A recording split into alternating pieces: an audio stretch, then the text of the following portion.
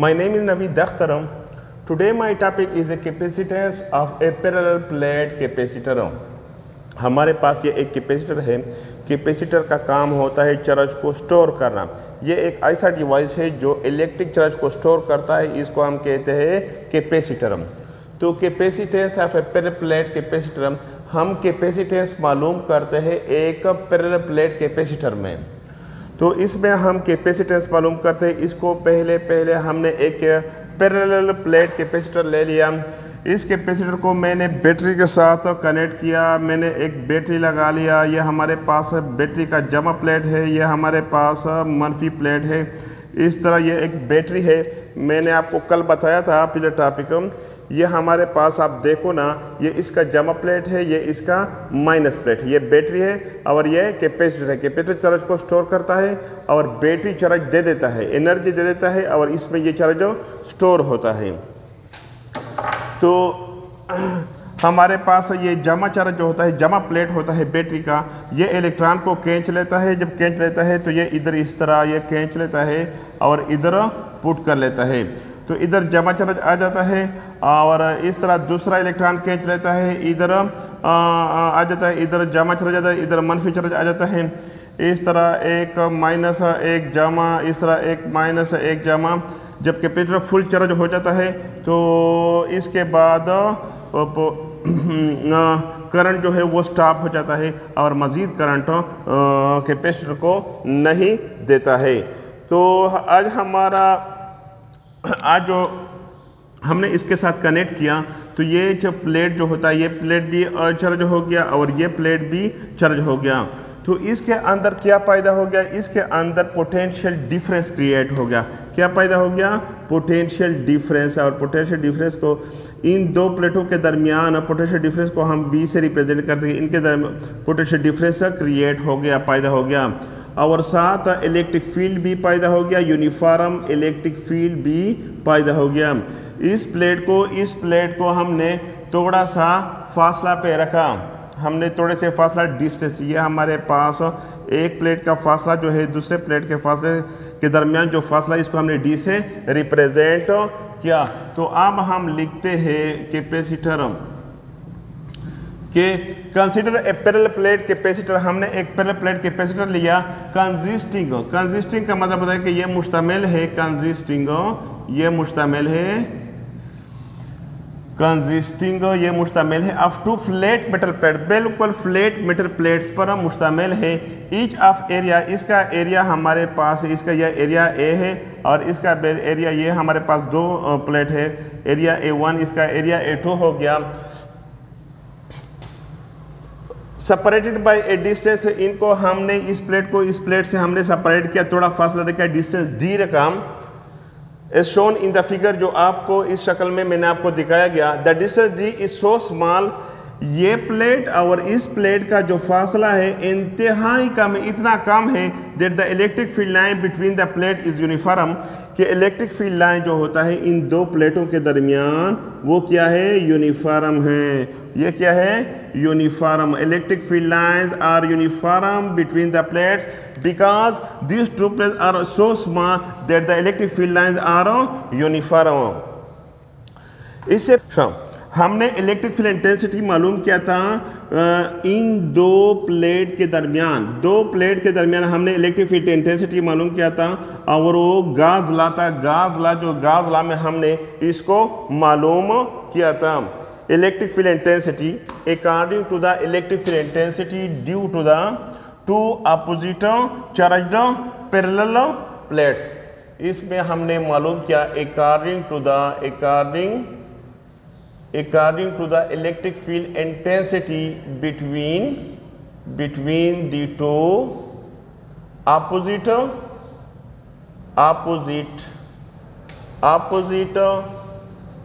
Parallel opposite charged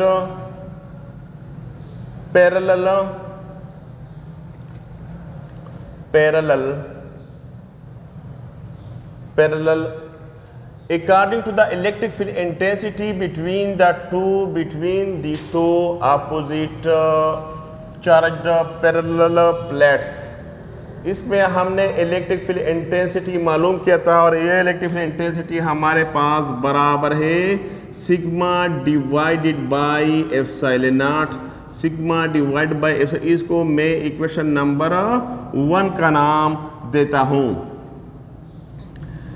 According to the electric field intensity between the two opposite charged parallel plates, इसमें electric field intensity हमने मालूम किया था, पहले हमने मालूम किया था।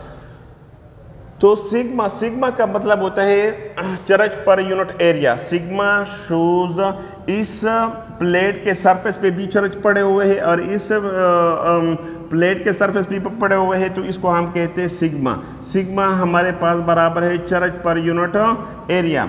ये हमारे पास पॉजिटिव चार्ज है और ये हमारे पास negative charge per unit area, ये इसको हम सिग्मा से जाहिर करते हैं। Sigma shows charge per unit area. Sigma जो होता है, सिग्मा हमारे पास शोज, सिग्मा जाहिर होता है shows, sigma shows charge per unit area, charge per unit area को रिप्रेजेंट करता है, charge per unit area.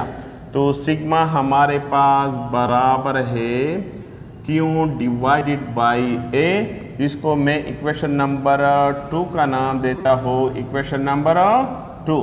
Put, अब हम पुट करते हैं, पुट 2 in 1, 2 को 1 में पुट करते हैं। इलेक्ट्रिक फील्ड इंटेंसिटी हमारे पास बराबर है, सिग्मा की जगह हम लिखते हैं Q divided by A epsilon not, इसको मैं इक्वेशन नंबर 3 का नाम देता हूँ, equation number 3। You will see that. इसके बाद अब हम आपको बताएंगे कि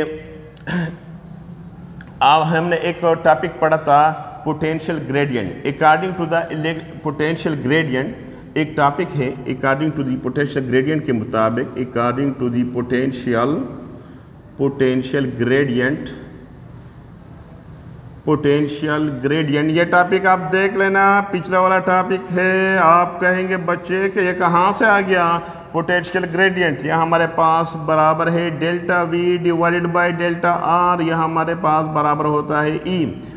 तो उधर पोटेंशियल ग्रेडियंट में ई लिया, माइनस ई लिखा था, तो हम इसलिए माइनस नहीं लिखेंगे, क्योंकि माइनस जो होता है ये डायरेक्शन को रिप्रेजेंट करता है, लेकिन हम इधर डायरेक्शन नहीं लेते हैं, हम सिर्फ मैग्नीट्यूड की ज़रूरत हमें पड़ता है। तो पोटेंशियल को हमने इधर V से रिप्रेजेंट किया, तो हमने इसकी जगह V लगा लिया डिवाइडेड बाय, और उनके दरमियान जो डिस्टेंस है इसको मैंने रिप्लेस किया D is equal to E।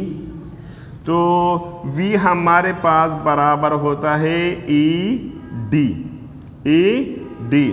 हमारे पास बराबर हो गया V बटा D। इसको मैं एक इक्वेशन का नाम देता हूँ, इसको मैं नाम देता हूँ इक्वेशन नंबर 4। तो हम 3 और 4 को कंपेयर करेंगे। कंपेयर करने के बाद कंपेयर 3 and 4, 3 और 4 को हम कंपेयर करते हैं। कंपेयर करने के बाद एक तरफ हमने लिखा V बटा D, ये हमारे पास V बटा D आ गया, इज इक्वल टू दूसरी तरफ हम लिखते हैं Q बटा A एप्सिलॉन नॉट, ये हमने लिखा। तो V हम और D को हम उस साइड पे करेंगे, V हमारे पास आ गया Q D divided by A epsilon not. इसको मैं एक इक्वेशन का नाम देता हूँ, इसको मैं इक्वेशन नंबर 5 का नाम मैंने दे दिया। हमारे टॉपिक का नाम है कैपेसिटेंस ऑफ। अब इसमें से हम कैपेसिटेंस मालूम करते हैं। तो कैपेसिटेंस को फार्मूला मैंने आपको कल जो मैंने आपको कैपेसिटर के बारे में बताया था, तो कैपेसिटेंस का फार्मूला हमने निकाला था, वो मेरा पहला वीडियो आप ज़रूर देख ले, तो फिर आपको पता चलता है। वी नो दैट, हमें ये मालूम है, वी नो दैट कि क्यों हमारे पास बराबर है CV। C का मतलब होता है कैपेसिटेंस, और Q का मतलब होता है कि इन प्लेट के दरमियान जो चार्ज पड़े हुए हैं ये हमारे पास चार्ज है। V का मतलब होता है कि इन दो प्लेटों के दरमियान पोटेंशियल डिफरेंस को रिप्रेजेंट करता है, और ये चार्ज जो होता है ये क्यों, ये इन प्लेट पर जो चार्ज है ये इसमें रिप्रेजेंट करता है। तो अब हमारा जो काम है वो कैपेसिटेंस के बारे में है। तो C हमारे पास बराबर है Q डिवाइडेड बाई V। तो इसको मैं इक्वेशन नंबर एक इक्वेशन देता हूँ और इसको नाम देता हूँ 6। तो हम पुट करते हैं इस इक्वेशन को 5 को 6 में पुट करते हैं। पुट 5 इन 6 में मैंने पुट किया। पुट करने के बाद तो हमारे पास C आ गया इज इक्वल टू क्यों मैंने खुद लिखा डिवाइडेड बाई V की जगह हम ये वैल्यू पुट करते हैं क्यों D divided by A epsilon not. अब हम इसको इस तरह भी लिख सकते हैं कि C हमारे पास बराबर है, इसको उल्टा करेंगे, उल्टा करने के बाद क्यों, तो मैंने इसको उल्टा किया, उल्टा किया तो ये हमारे पास A एप्सिलॉन नॉट बटा क्यों D मैंने उल्टा किया, इधर 1 लिखा, क्यों और क्यों कैंसल, क्यों और क्यों क्या आ गया क्यों D, क्यों और क्यों कैंसल, हमारे पास आ गया C हमारे पास बराबर आ गया A एप्सिलॉन नॉट बटा D। ये इक्वेशन नंबर 7, ये इक्वेशन नंबर 7 ये जाहिर करता है कि इन कैपेसिटर की जो दो प्लेट होते हैं अगर उनके दरमियान हवा है तो आप ये फार्मूला आप लगाएंगे। अगर आपने कोई डाई इलेक्ट्रिक मीडियम डाल दिया, कोई मीडियम कोई इंसुलेटर आप यहाँ डालेंगे, तो डालने के बाद आप ये फार्मूला इस्तेमाल नहीं करेंगे। तो आप कौन सा फार्मूला इस्तेमाल करते हैं, आप इस्तेमाल करेंगे C is equal to A epsilon naught divided by D। तो आप ये वाला फार्मूला जो होता है इस फार्मूले को आप इस्तेमाल करते हैं जब दो प्लेटों के दरमियान मीडियम हो। अगर मीडियम नहीं होता है तो आप ये फार्मूला इस्तेमाल करें, अगर मीडियम होगा तो आप ये फार्मूला इस्तेमाल करते हैं। तो अब हम आपको लिखते हैं कि डिपेंड कैपेसिटेंस डिपेंड किस पर करता है, डिपेंड्स अपॉन कैपेसिटेंस डिपेंड्स, ये डिपेंड करता है। तो अब हम ये फार्मूला लगाएंगे C हमारे पास बराबर है A एप्सिलॉन नॉट बटा D। आप देखो ना, मैं आपको थोड़ा सा बताऊंगा। ये प्लेट छोटा है, अगर हमने बहुत बड़ा प्लेट ले लिया, ये बहुत बड़ा प्लेट ले लिया, प्लेट एरिया को मैंने ज़्यादा कर दिया क्या, तो C directly proportional to the area, C directly proportional to the area. अब फार्मूला हमारे पास बड़ा C is equal to A epsilon naught बटा D। जब एरिया ज़्यादा करेंगे, जब प्लेट का एरिया ज़्यादा करेंगे तो इनके अंदर चार्ज ज़्यादा स्टोर होता है। जब ज़्यादा स्टोर होगा तो ये एरिया पर कैपेसिटेंस डिपेंड करता है किस पर, एरिया पर। Capacitance depend when the area number एक लिखे number 1 when the area is increases the charge stored the मजीद चार्ज जब होता है इस एरिया में से ज़्यादा चार्ज स्टोर होता है। जब ज़्यादा स्टोर होता है तो इसका कैपेसिटेंस क्या होता है, ज़्यादा होता है। कि ये एक एरिया पर डिपेंड करता है। दूसरी बात ये होता है कि C हमारे पास या परमिटिविटी ऑफ फ्री स्पेस, अगर इन चार्जों के दरमियान अगर वैक्यूम है, जब वैक्यूम होगा तो कैपेसिटेंस इसका ज़्यादा होता है। अगर कोई मीडियम या डाई इलेक्ट्रिक यहाँ डाल देंगे, जब डालने से तो इसका कैपेसिटेंस क्या होता है, कम होता है। मतलब इसका मतलब ये होता है कि ये मीडियम पर भी डिपेंड करता है। तीसरी बात ये होता है कि C is inversely proportional to the 1 divide by D।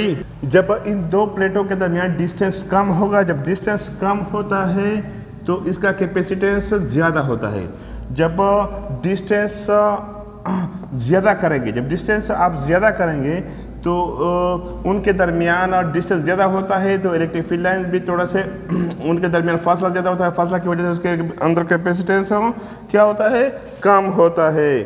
तो ये डिपेंड करता है, it depends upon the area, it depends upon the epsilon not, it depend upon the distance.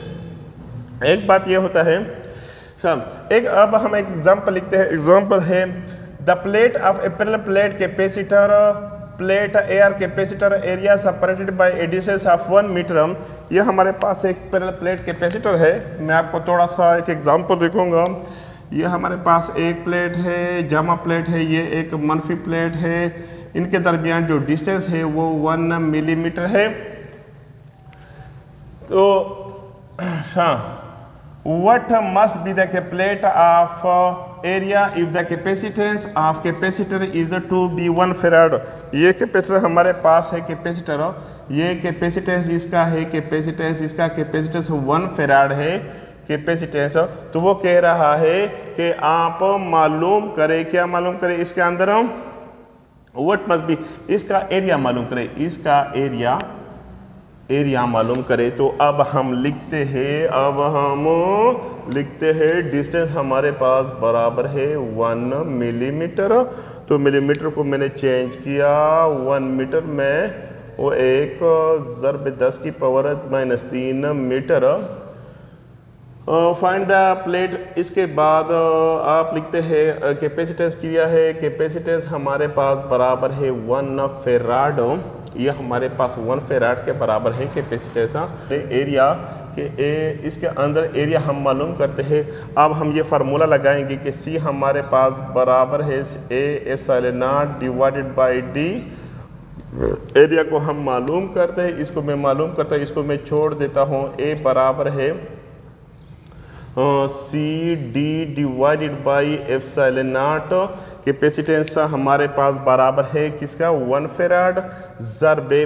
तो कैपेसिटर हमारे पास, डिस्टेंस हमारे पास है 1 ज़रबे 10 की power -3 metre divide by epsilon naught. ये हमारे पास ये परमिटिविटी ऑफ फ्री स्पेस है और उसकी वैल्यू है 8.85 ज़रबे 10 की पावर -12।